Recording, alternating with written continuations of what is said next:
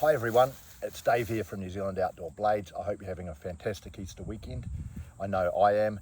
I'm deliberately not going hunting or going out in the bush this weekend because I'm aware of just how many hunters are out here on public land, so I thought I'd wait until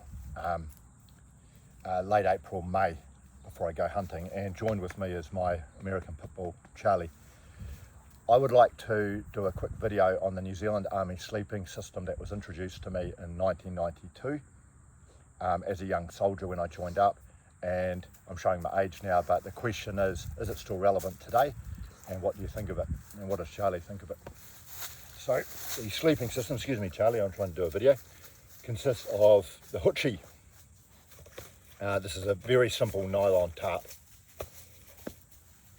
We would have a thermal mat,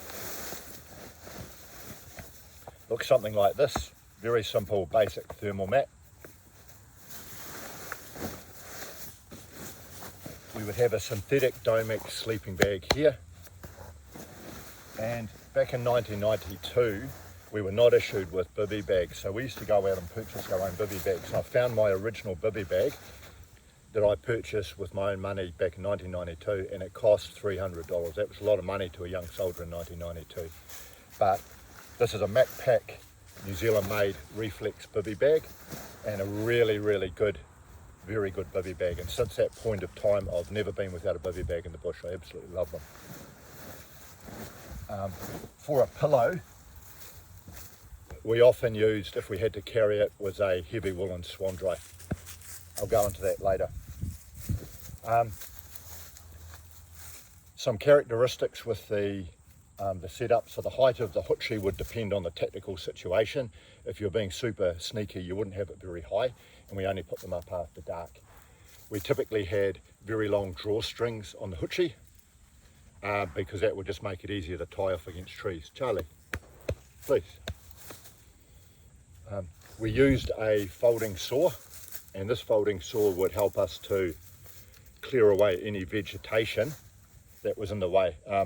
Possibly not very tactical, because if any bad guys were walking around, they could spot where we'd been a mile away, because we'd be sawing down a whole lot of little branches and stuff like that with this.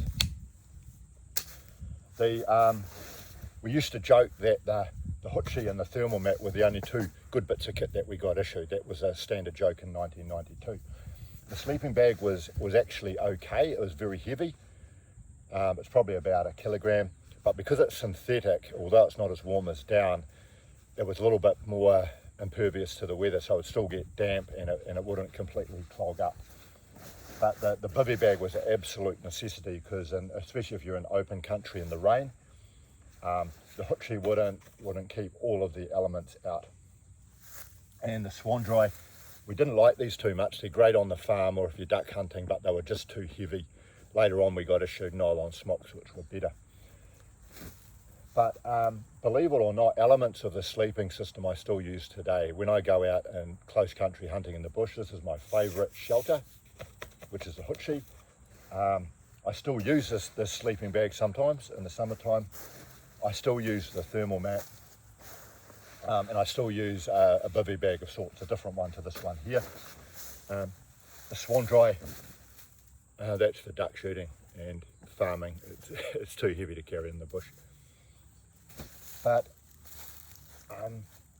yeah, just really keen to hear what you think. I do really enjoy this type of camping because it's like quite relaxing. There's something nice about the fresh air coming in. It also gives you the advantage of when you're hunting, you can actually cook from your sleeping bag. So in the winter time when it's cold, early morning or late in the evening, you can hop in your bag and actually cook from your bag. But hey, yeah, we have it. Keen to hear what you think. Hope you have a great day, and thank you for watching.